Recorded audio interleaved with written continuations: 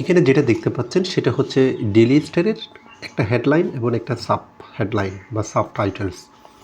এই দুটোটা আমরা এমনভাবে বিশ্লেষণ করব, এখান থেকে নিউজ পেপার অ্যানালাইসিসের জন্য কীভাবে অ্যানালাইসিস করতে পারবে সেটা একটা বিস্তারিত একটা ধারণা নিতে পারেন। এভাবে অ্যানালাইসিস করলে গ্রামারের ইনস অ্যান্ড আউটস অনেক কিছু ধারণা নিতে পারেন এবং একটা সেন্টেন্স কীভাবে কিন্তু বিল্ড আপ করা হয়, একটা সেন্টেন্সের স্ট্রাকচার কীরকম হয়, সব কিছু বিস্তারিত ধারণা নিতে পারেন ফ্রি হ্যান্ড রাইটিংয়ের জন্য।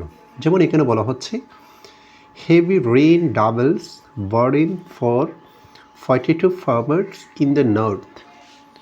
Heavy rain doubles, heavy rain মানে হচ্ছে ভারী বৃষ্টিপাত, ডাবলস মানে দ্বিগুণ করেছে, বার্ডেন দুর্ভোগ কষ্ট দ্বিগুণ করেছে, ফর 42 ফার্মার্স আলু কৃষকদের জন্য, আলু চাষিদের জন্য, ইন দ্য নর্থ উত্তরাঞ্চলে, অর্থাৎ উত্তরাঞ্চলে ভারী বৃষ্টিপাত আলু চাষিদের দুর্ভোগ দ্বিগুণ হয়েছে।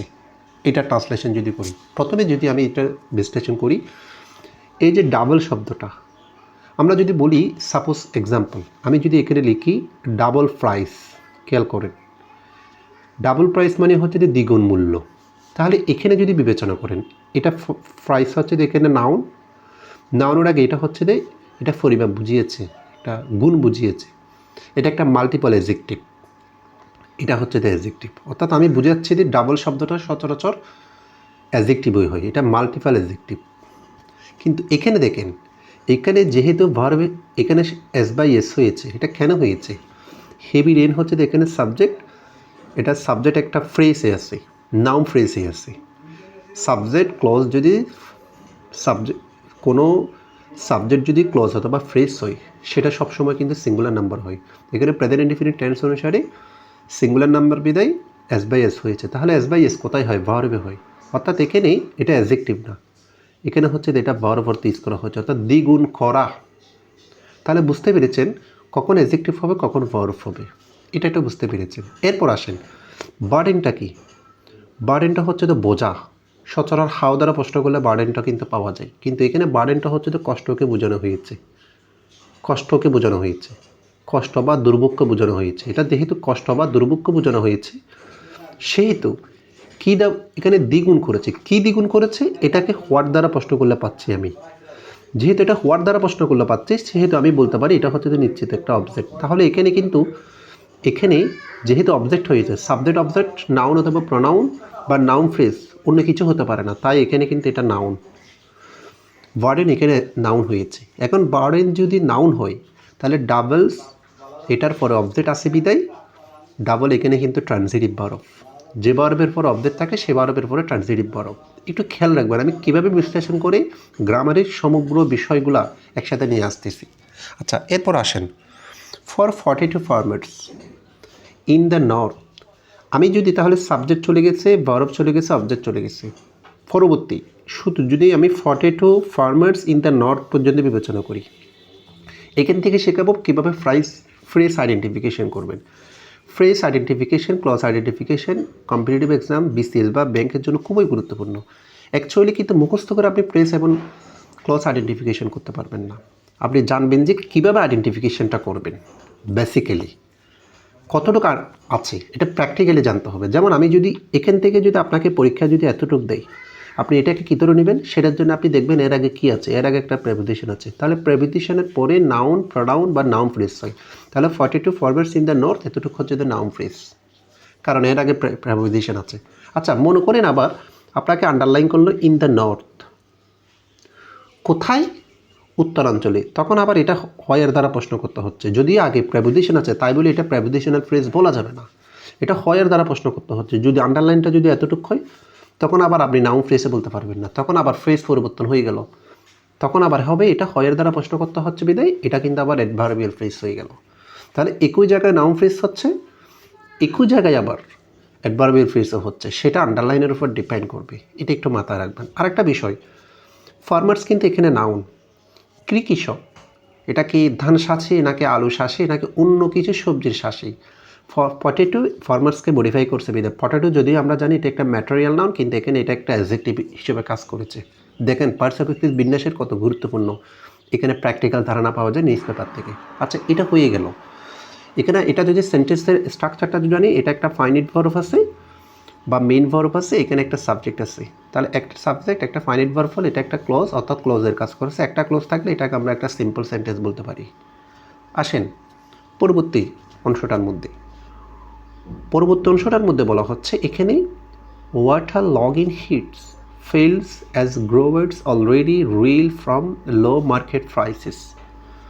এখানে ওয়াটার লগিং মানে জলবদ্ধতা, বৃষ্টি পড়লে যে পানি জমে গেলে সেটাকে জলবদ্ধতা বলা হয়। হিট মানে আমরা জানি আঘাত করা, ফিল্ডস তাহলে এটা কি জলবদ্ধতা মাঠকে আঘাত করেছে? আঘাত করতে পারে মানুষকে, মানুষ কোনো প্রাণীকে। এটা ম্যাটাফরিক্যাল মিনিং, এটা হ্যাম্পার করেছে অর্থাৎ মাঠকে ক্ষতিগ্রস্ত করেছে, ম্যাটাফরিক্যাল মিনিং। অ্যাজ যেমন গ্রোয়ার্স, গ্রো থেকে গ্রোয়ার্স, ভার্ব থেকে নাউন। কেন নাউন হয়েছে সেটা বুঝতে পারবেন পরে। যে উৎপাদনকারীরা অলরেডি রিলস ফ্রম, এটা একটা ইডিয়ম। রিল ফ্রম মানে বিপর্যস্ত, লো মার্কেট প্রাইস। অলরেডি যদিও কম মূল্যের বাজারে, তারা দাম পেতে বিপর্যস্ত। তাহলে সমস্যা দুইটা, একদিকে কিন্তু তারা জলবদ্ধতা বিপর্যস্ত, আরেকদিকে হচ্ছে যে এমনি তারা বাজারে কিন্তু খুব কম মূল্য পাচ্ছে, এদিক দিয়ে কিন্তু বিপর্যস্ত। ডাবল প্রবলেম বোঝানো হয়েছে। এখন আমি যদি বলি এখানে হিট হচ্ছে একটা ফাইনাইট ভার্ব আর ওয়াটার লগিং হচ্ছে যে সাবজেক্ট, তাহলে একটা সাবজেক্ট একটা ফাইনাইট ভার্ব, এটা একটা ক্লজ, খেয়াল করেন। আবার গ্রোয়ার্স অলরেডি রিল ফ্রম, এটা একটা ভার্বাল ফ্রেজ বা ইডিয়মিক এক্সপ্রেশন, এটা একটা রিল, এখানে ভার্ব। তাহলে এই গ্রোয়ার্সও এখানে কিন্তু সাবজেক্ট। কেন গ্রো থেকে গ্রোয়ার হয়েছে? এই যেমন আমি যদি লিখি এখানে গ্রো, গ্রো মানে হচ্ছে দেখি জন্মানো বা বৃদ্ধি করা, এটা ভার্ব। ভার্ব থেকে কেন নাউন হয়েছে? কারণ ভার্বের আগে সাবজেক্ট থাকে, সাবজেক্ট সর্বদা ভার্ব হয় না, সাবজেক্ট সর্বদা নাউন হয়, তা ভার্ব থেকে নাউন করতে হয়েছে। আচ্ছা, তাহলে এখানে সাবজেক্ট এখানেও ফাইনাইট ভার্ব, দুটা, তাহলে দুইটা সাবজেক্ট দুইটা ফাইনাইট ভার্ব, তার মানে এটা একটা ক্লজ এটা একটা ক্লজ। এই যে তাহলে যেহেতু দুইটা ক্লজ আছে সেহেতু অবশ্যই একটা কনজাংশন থাকতে হবে। সে কনজাংশনটা হচ্ছে যে অ্যাজ, হচ্ছে এখানে কনজাংশন অ্যাজ। কোন কনজাংশন? অ্যাজ এটা হচ্ছে এটা একটা সাবঅর্ডিনেটিং কনজাংশন। তাহলে কোনটা মেইন ক্লজ কোনটা সাবঅর্ডিনেট ক্লজ? যে ক্লজের আগে সাবঅর্ডিনেটিং কনজাংশন আছে সেটাই নিশ্চিত ধরবেন যে সেটা সাবঅর্ডিনেট ক্লজ, এটা সাবঅর্ডিনেট ক্লজ। যদি অ্যাজটা এখানে থাকতো তাহলে এটা সাবঅর্ডিনেট ক্লজ হতো। এটা সাবঅর্ডিনেটিং কনজাংশনের উপরে ভিত্তি করবে কোথায় সাবঅর্ডিনেট ক্লজটা আগে আছে নাকি পরে আছে। তাহলে সাবঅর্ডিনেট ক্লজ এটা নিশ্চিত, দুইটা সাবঅর্ডিনেট ক্লজ একসাথে হতে পারে না, এটা কিন্তু নিশ্চিত মেইন ক্লজ বা প্রিন্সিপাল ক্লজ। একটা প্রিন্সিপাল ক্লজ এক বা একাধিক সাবঅর্ডিনেট ক্লজ থাকলে, একটা সাবঅর্ডিনেটিং কনজাংশন থাকলে বুঝে নেবেন এটা হচ্ছে একটা কমপ্লেক্স সেন্টেন্স, এটা হচ্ছে একটা কমপ্লেক্স সেন্টেন্স। তাহলে এখান থেকে বুঝলেন যে কীভাবে আপনি কমপ্লেক্স সেন্টেন্সে রূপান্তর করবেন, কমপ্লেক্স সেন্টেন্সের স্ট্রাকচার কী। এখন আবার এটা চাইলে আপনি কম্পাউন্ডে রূপান্তর করবেন। এখানে যেমন দুইটা ক্লজ, কম্পাউন্ডে দুইটা ক্লজ আছে, ক্লজ কিন্তু চেঞ্জ করতে হচ্ছে না, শুধু সাবঅর্ডিনেটিং কনজাংশনটাকে একটা গ্রহণযোগ্য কোঅর্ডিনেটিং কনজাংশন আনলে তখন আবার দুটোটা মেইন ক্লজ হয়ে যাবে। কনজাংশনের কারণে ক্লজও পরিবর্তন হচ্ছে, এটা সাবঅর্ডিনেট ক্লজ থেকে মেইন ক্লজ হবে, তখন আবার এটা কম্পাউন্ড হবে। আবার যদি আপনি এটাকে সিম্পল করতে চান, আপনি সামারি রাইটিং প্রিসাইজ রাইটিং আমাদেরকে সেন্টেন্সের স্ট্রাকচার নিজের মতো করে গড়ে তুললে প্রয়োজন হয়, নিজের মতো করে কোনো কিছু লিখলে, তখন আপনার সিম্পল এখানে দেখিয়েছি আমি একটা ক্লজ, কিন্তু এখানে লাগবে আছে ক্লজ দুইটা, আমার লাগবে একটা। তাহলে যে কোনো একটা ক্লজকে নিয়মানুগভাবে আমি একটা ফ্রেজে রূপান্তর করব, তখন আবার ক্লজ একটা হয়ে যাবে বিদায়, তখন কনজাংশন আর থাকবে না, কনজাংশনটা বাদ দিয়ে দেব, তাহলে সিম্পলও হয়ে যাচ্ছে। এখানে আরও যদি বিষয় যদি জানতে পারি সেটা হচ্ছে যেমন এই লো মার্কেট প্রাইস, এটার আগে প্রেপোজিশন থাকাতে এটা হচ্ছে নাউন ফ্রেজ, আর প্রাইস এখানে নাউন। মার্কেটে এখানে কিন্তু নাউন হবে না, এখানে অ্যাডজেক্টিভ। লো হচ্ছে এখানে অ্যাডজেক্টিভ, আর এখানে অলরেডি যেটা আছে সেটা হচ্ছে একটা অ্যাডভার্ব।